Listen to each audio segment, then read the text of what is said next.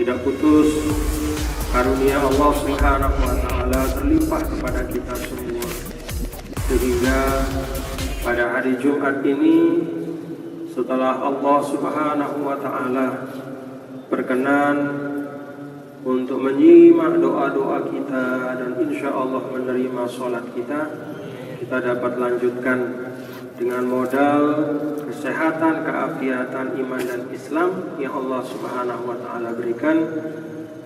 Kita lanjutkan dengan taklim mingguan atau kajian Jumat yang kebetulan pada Jumat kali ini saya yang bertugas untuk memimpin taklim kita. Alhamdulillah, tadi kita mendengar khutbah dari Bapak Al-Ustaz Insinyur Romah Hurmuzi yang sering disebut dengan Bang Romi. Beliau adalah seorang anak muda yang diberi amanah sekarang dan tugas untuk memimpin salah satu partai Islam, yaitu Partai Persatuan Pembangunan atau P3. Kita doakan mudah-mudahan semua anak-anak muda Islam, seluruh anak-anak kita dan generasi muda Islam yang sekarang dan yang seterusnya semakin cinta kepada agamanya, semakin cinta pada kebaikan, dan semakin semangat untuk mendalami seluruh tuntunan dan nilai Islam yang kita yakini ya'lu wa la yu'la alaih. Bapak-bapak dan saudara sekalian, saya diminta untuk memimpin pengajian tafsir. Sesungguhnya saya pribadi ini jauhlah dan belum pantas, belum cukup syarat untuk membawa kajian tafsir di depan bapak-bapak dan saudara sekalian. Tafsir ini kan merupakan bacaan memahami, memaknakan kitabullah yang merupakan satu-satunya mukjizat yang diberikan oleh Allah Subhanahu wa taala kepada seorang nabi dan rasul yang berlaku dan bertahan serta terpelihara sampai akhir zaman. Kalau mukjizat para nabi dan rasul sebelum nabi kita, Nabi besar Muhammad sallallahu alaihi wasallam, disebutkan adalah ghairu nafsid dakwah, bukan inti dari ajaran itu yang menjadi mukjizat, tetapi hal-hal yang eksternal sifatnya. Nabi Musa alaihissalam, dakwanya atau ajarannya itu ada di dalam kitab suci Taurat, tapi mukjizatnya adalah falqul bahar, pecahkan laut, ilqaul asa, lempar tongkat berubah jadi ular, dan beberapa mukjizat yang lain. Nabi Isa alaihissalam, dakwanya atau inti ajarannya ada dalam kitab suci Injil, tapi mukjizatnya ihya'ul mauta, menghidupkan yang mati, ibra'ul akmah, yang buta dari lahir diusap bisa melihat, wal abros, yang sakit kulit menahun tidak sembuh-sembuh sampai hampir-hampir mau bunuh diri, diusap sembuh. Itu mukjizatnya. Mukjizat-mukjizat para nabi dan rasul sebelum nabi kita, Nabi besar Muhammad sallallahu alaihi wasallam, ghairu nafsid dakwah, bukanlah inti dari ajaran itu sendiri, tetapi hal yang terpisah. Semua Nabi Ibrahim dan semua, kecuali Nabi kita, Nabi besar Muhammad sallallahu alaihi wasallam. Mukjizat beliau yang terbesar adalah nafsud dakwah. Jadi mukjizat beliau yang paling besar dan utama adalah apa yang merupakan inti dari ajaran beliau sendiri. Itulah kitab suci Al-Quran. Alhamdulillah. Jadi banyak syukur bapak-bapak, saudara-saudara, kita dikarunia hidayah oleh Allah Subhanahu wa taala menjadi umat Nabi besar Muhammad sallallahu alaihi wasallam dan berkitab suci yang sekaligus merupakan mukjizat terbesar dari Nabi kita Nabi Muhammad sallallahu alaihi wasallam. Sehingga sesungguhnya bapak-bapak dan saudara sekalian, umat Islam kalau ditanya apa itu Islam, sebenarnya dia cukup menyodorkan Al-Quran dengan uraian-uraiannya. Biarlah Al-Quran yang berbicara tentang kehidupan, tentang manusia, tentang Allah Subhanahu wa ta'ala, tentang alam, tentang semua. Maka ketika umat Islam menjauh dari kitab suci Al-Quran, pada saat itulah dakwah Islam akan mundur. Pada saat itulah dakwah Islam akan melemah. Itulah sebabnya ada ungkapan ulama, lan yasluha akhiru hadhil ummah illa bima saluha bihi awwaluha. Tidaklah akan menjadi baik akhir dari umat ini kecuali dengan sebab apa yang menyebabkan generasi awal itu baik. Jadi baiknya generasi akhir ini adalah apabila mereka menempuh atau mengikuti atau meneladani apa yang membuat umat Islam awal itu baik. Apa itu? Yaitu keteladanan Al-Quran. Itu sudah. Jadi kalau diperas semua apa-apa yang perlu kita lakukan, ya sekarang perlulah kita untuk banyak mendekat kepada Al-Quran. Membacanya, berusaha memahami artinya, kemudian mengamalkan kandungan dan isinya. Pada halqah yang lalu kita sudah membahas tentang, ada 2 halqah kalau tidak salah ya. Ini halqah yang ketiga tentang pengertian tafsir, kemudian bagian-bagian Al-Quran terkait dengan ilmu tafsir. Ada ayat-ayat yang memang semua orang sudah tahu, ada ayat-ayat yang sedikit sekali yang memang Allah yang menyimpan maknanya, dan ada ayat yang harus kita dalami bersama-sama dengan menggalinya. Itulah yang menjadi ranah dari ilmu tafsir. Baik, kita mulai. Kemarin kita sampai pada ayat pertama ya dari suratul Fatihah kalau tidak salah. Benar ya? Bismillahirrahmanirrahim. A'udzubillahi minasyaitonirrajim. Bismillahirrahmanirrahim. Pada halqah yang kemarin, yang lalu, 1 bulan yang lalu, saya ingat kita membahas sekelumit tentang suratul Fatihah. Suratul Fatihah yang istimewa karena di dalam ungkapan Rasulullah Sallallahu Alaihi Wasallam ada 2 simpanan dari bawah arasy yang disimpan oleh Allah dan hanya diturunkan kepadaku. Itulah Al-Fatihah dan akhir dari suratul Baqarah.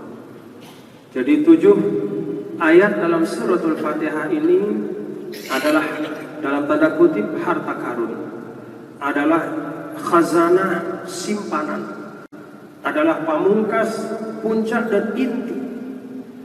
Sehingga kalau kita lihat bapak-bapak dan saudara, semua perhatian para ulama, kalau sudah mempelajari Al-Quran kemudian mencoba untuk mensarikannya, memerasnya terus, maka pasti berujung pada suratul Fatihah. Kemudian suratul Fatihah diperas lagi. Ada macam-macam pandangan ulama. Ada yang mengatakan inti dari suratul Fatihah itu Ar-Rahmanir Rahim.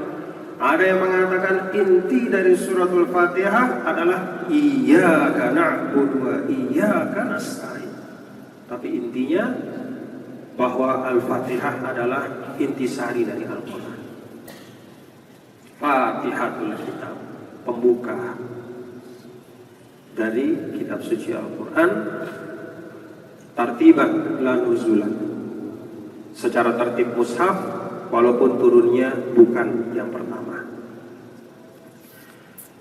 A'udzubillahi minasyaitonirrajim. Bismillahirrahmanirrahim. Ayat yang kedua, alhamdulillahi rabbil alamin. Alhamdulillahi rabbil alamin. Alhamdu itu alif lam lil jinsi, kata sebagian ulama. Artinya jenis pujian. Seperti kita mengatakan al-insan, manusia. Jadi segala sesuatu yang masuk dalam kategori pujian lillah. Segala macam pujian lillah. Alhamdulillah, segala puji milik Allah. Segala puji milik Allah. Para ulama menyebut bahwa bapak-bapak dan saudara, dalam rangkaian alhamdulillah ini ada beberapa hal yang memperkuat makna kekhususan pujian itu hanya milik Allah Subhanahu wa taala. Yang pertama, alif lam pada alhamdu lil jinsi. Kemudian lam pada lillahi. Lam pada lillahi itu lil ikhtisas, kata ulama. Sebagian mengatakan lil istighraq. Yang lebih kuat lil ikhtisas. Lil ikhtisas itu artinya khusus, terkhususkan. Kalau lil jinsi dan lil istighraq ini bergabung dalam satu redaksi, maka maknanya adalah kalau lil jinsi dan lil ikhtisas ini bergabung dalam satu redaksi, maka maknanya adalah istighraq, tidak ada yang lepas. Jadi segala macam bentuk pujian tidak ada yang lepas, semuanya milik Allah Subhanahu wa taala.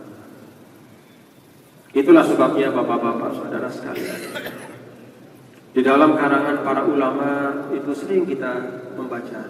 Ulama itu kalau menulis pertamanya alhamdulillahi haqqa hamdi wassalatu wassalamu ala rasulillah Muhammad dan seterusnya. Kenapa ulama menuliskan alhamdulillahi haqqa hamdi? Karena memang manusia seringkali walaupun lidahnya mengucap alhamdulillahi rabbil alamin pada saat dia mendapatkan satu nikmat, tapi sering di dalam hatinya ada perasaan bahwa nikmat itu sampai juga karena jerih payahnya sendiri. Itu samar dalam diri kita. Semua seperti itu. Itu sebabnya di dalam suratul Fatihah ini betul-betul diikhtisoskan, diistighraqkan, dikhususkan, dicakupkan segala macam pujian untuk mendidik kita. Bahwa jangan sampai ketika kita menerima karunia Allah Subhanahu wa taala apapun itu, entah itu kita merasa mendapat kepahaman setelah diajar, mendapat gaji setelah bekerja, mendapat makan setelah kita masak, alhamdulillah. Mendapat untung setelah berdagang. Tidak jarang begitu kita selesai berdagang ada untung, alhamdulillah. Tapi dalam hati, oh ini juga jadi payah saya. Ini juga karena saya lelah berdagang hari ini. Ini karena keringat saya. Maka bersyukur kepada Allah Subhanahu wa taala, mengucap alhamdulillahi rabbil alamin itu bukan sesuatu yang mudah, perlu dipelajari. Membutuhkan pembersihan, pengingatan terus. Maka seperti kata ulama, manusia dibuka tuntunannya di dalam kitab suci Al-Quran ini Ketika dia hidup di dunia dengan hamdalah, alhamdulillahi rabbil alamin, dan nanti selesai di surga pun ucapan manusia yang terakhir adalah anil hamdulillahi rabbil alamin. Jadi hidup kita ini hanya belajar bersyukur, Bapak-bapak. Hidup kita ini betul-betul hanya belajar bersyukur. Tidak usah mau cita-cita yang tinggi-tinggi, belajar bersyukur saja dulu. Bagaimana kita mensyukuri Allah, nikmat Allah dengan sebenar-benar syukur. Itu sebabnya di dalam surah Al-Kahfi. Sudah baca Al-Kahfi hari ini? Hah? Nah, besok-besok jangan lupa ya. Oh, masih ada waktunya sampai tenggelam matahari nanti. Jadi hari Jumat masih ada waktu sampai nanti masuk maghrib ya. Insya Allah pada asar. Pada asar bisa baca suratul Kahfi. Hari Jumat jangan lupa baca suratul Kahfi. Dalam suratul Kahfi itu ada ketika ada dua orang bersaudara yang satu masuk ke dalam kebun, kemudian dia memuliakan dan memuji, mengatakan ini kebun yang saya punya hebat, bagus. Kemudian yang satu mengatakan laula dakhalta jannataka qulta ma syaa Allah, laula iz dakhalta jannataka qulta ma syaa Allah la quwwata illa billah. Jadi ketika yang satu melihat temannya memuji dan memamerkan karunia Allah yang besar kepadanya, diingatkan oleh sahabatnya yang satu, laula idh dakhalta jannataka qulta ma syaa Allah la quwwata illa billah. Kalau saja engkau masuk ke dalam kebunmu yang bagus ini dengan melepaskan rasa sombong dari dirimu, rasa sombong dan keyakinan bahwa kebun ini menjadi subur karena jerih payahmu, tapi kembalikanlah semuanya kepada Allah Subhanahu wa taala, niscaya akan lebih baik. Hidup kita adalah pelajaran tentang bersyukur. Alhamdulillahi rabbil alamin.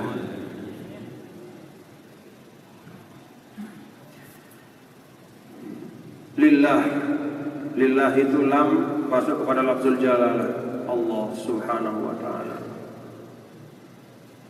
Ismun lidzat wajibil wujud al-mustahiq lil ibadah. Allah Subhanahu wa taala itu nama bagi zat yang tidak ada yang pantas untuk disembah kecualinya, yang menciptakan kita, yang menciptakan segalanya. Ada ulama yang mengatakan bahwa Allah itu dari kata ilah. Ilah itu dari kata alaha. Alaha artinya abada. Abada artinya menyembah. Kenapa Allah Subhanahu wa taala dinamakan Allah Subhanahu wa taala? Karena dia disembah. Baik. Ada juga yang mengatakan dari walaha. Walaha bermakna tahayyara wa sakana. Tahayyara itu artinya bingung, resah, galau. Kenapa? Karena manusia itu kalau sedang resah galau pasti kembalinya kepada Allah. Kalau sudah senang lupa kepada Allah. Jadi dari ulama dari zaman dulu sudah ketahuan karakteristik manusia itu.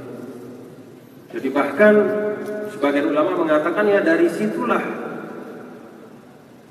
ditarik nama lafzul jalalah itu. Karena zat itu adalah zat yang kalau manusia dan makhluk itu tahayyara, dia resah, gelisah, galau, susah, merujuk kepadanya, lari beribadah. Tapi kalau sudah senang, lupa. Sakana itu artinya tenang, dia khusyuk. Kenapa? Karena siapapun yang ingin ketenangan hati dan kekhusyuan yang hakiki, ingatlah Allah Subhanahu wa taala. Ala bizikrillah tatma'innul qulub. Ya, ini kira-kira tunjukkan makna dari lafzul jalalah. Tapi makna yang paling kuat bahwa Allah lafzul jalalah itu adalah alamun. Dia adalah nama bagi zat wajibul wujud yang menciptakan segala sesuatu. Allah Subhanahu wa ta'ala. Rabbil alamin. Ini sifat yang pertama. Ada sifat yang kedua Ar-Rahman, sifat yang ketiga Ar-Rahim, ada yang keempat Maliki Yaumiddin. Rob itu artinya yang mengasuh, yang mendidik, yang memimpin. Bisa juga diartikan Sais. Ada Cidomo di sini kan? Ya, Cidomo. Cidomo itu punya siapa namanya teman? Kusir. Jadi semakna itu. Ya, kusir itu dia mengarahkan kuda. Mau kudanya kanan kiri, ya kusir dia mengarahkan. Rob itu dari kata robbahu. Robbahu satu maknanya dengan robbahu. Robbahu artinya mendidik, mengasuh. Dalam kata robbahu itu ada makna proses tansyi'atu syai'an fa syai'an, yaitu menumbuhkan sesuatu sedikit demi sedikit, menciptakan sesuatu melalui proses demi proses, meletakkan manusia dan makhluk-makhluknya di dunia dan memberikan kepada mereka sejarah masing-masing dalam bentuk perjalanan hidup yang panjang. Ada yang 50 tahun, 40, 30, itulah roh. Kita diciptakan oleh Allah Subhanahu wa ta'ala ini melalui proses yang panjang sekali. Di dalam perut ibu kita dalam proses yang panjang sampai 9 bulan. Bahkan ada yang lebih dari 9 bulan. Imam Syafi'i kalau tidak salah 1 tahun di perut ibunya. Katanya semakin lama di perut ibu semakin pintar. Tapi jangan kalau sudah mau melahirkan ditahan-tahan. Ada yang begitu. Ada juga katanya yang prematur, katanya juga pintar. Allahu a'lam. Semua Allah beri sama, insya Allah, bekal untuk menjadi hamba yang soleh. Rob itu ada tansyiah, syai'an fa syai'an, ada arti proses. Maka Allah Subhanahu wa ta'ala walaupun innama amruhu idza arada syai'an ay yaqula lahu kun fayakun, tetapi khalaqa sab'a samawatin fi sittati ayyam khalaqakum atwara. Walaupun Allah Subhanahu wa ta'ala bisa, kalau dia mau mengatakan jadi maka jadilah, tapi Allah menciptakan semua lapisan langit dan bumi dalam 6 hari, 7 lapisan. Allah Subhanahu wa ta'ala menciptakan kita masing-masing mulai di perut ibu kita atwara, yaitu dalam tahapan-tahapan, mulai dari setetes nutfah menjadi segumpal darah, menjadi daging, menjadi tulang, dan seterusnya. Demikian pula bumi ini seperti itu. Anzala minas sama'i ma'an. Ada prosesnya. Kalau Allah ingin menumbuhkan sesuatu, dia turunkan dulu hujan, berproses agar di situ ada nilai belajar, agar di situ manusia bisa mengambil ilmu. Jadi proses Allah itu juga untuk kita, bukan untuk dia. Kalau Allah mau ciptakan, selesai kita semua. Keluar dari perut ibu kita terus kita langsung gondrong, bisa. Jenggot bisa. Langsung terbelit bisa. Bisa. Tapi diproses pelan-pelan. Untuk apa? Fa'tabiru ya ulil albab. Wa fil ardi ayatun lil muqinin wa fi anfusikum afala tubsirun. Di bumi Allah ini dibentangkan semua oleh Allah tanda-tanda kekuasaannya, dan di dalam dirimu wahai manusia. Jadi Allah Subhanahu wa ta'ala kurang apa sama kita? Disabar-sabarkan prosesnya supaya kita paham. Diberikan kita tahapan-tahapan agar bisa masuk dalam diri kita apa yang kita perlukan. Al-Quran pun diturunkan 22 tahun supaya ada proses pemahaman, ada proses pengamalan, ada proses pembelajaran, dan seterusnya. Termasuk dalam diri kita.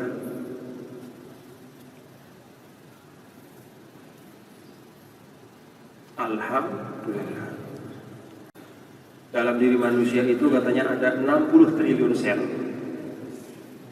60 triliun sel itu artinya kalau misalnya manusia sekarang ini 6 miliar di dunia, berarti yang di dalam badan kita ini satu orang ada 10.000 kali lipat lebih banyak dari jumlah manusia sel.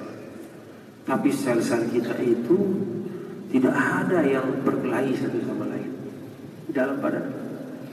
Kecil, 60 triliun banyaknya. 10.000 kali lipat dibanding manusia. Kalau manusia ini begejuh terus bekerja. Ini sel di dalam diri kita itu tidak ada yang berkelahi. Sel yang tugasnya numbuhkan rambut, ya rambut yang dia tumbuhkan. Tidak dia tumbuhkan tangan. Oleh tumbuhkan tangan nanti keluar tangan kepala. Siapa yang mengatur? Di dalam sel itu katanya ada nukleus inti sel. Dalam inti sel itu ada kromosom, ada 23 pasang. Semua punya perintah. Dalam satu kromosom ada 3 miliar huruf, katanya berderet huruf. Siapa yang ngatur huruf itu? Gak bisa kita lihat dengan mata kita. Itu setiap sel. Dalam setiap sel ada 3 miliar kode asam basa apa istilahnya. Rahaulah. Jadi betul kata Al-Quran, wa fi anfusikum. Kalau mau kenal Allah, gak usahlah repot-repot naik ke alam angkasa luar. Coba cari tahu apa yang ada dalam dirimu. 60 triliun sel tidak pernah berantem, tidak ada yang ribut, tidak ada yang berkelahi. Semua bekerja dengan fungsinya, dan ketika sudah sampai ajal, maka sel itu mati tiba-tiba dan selesai.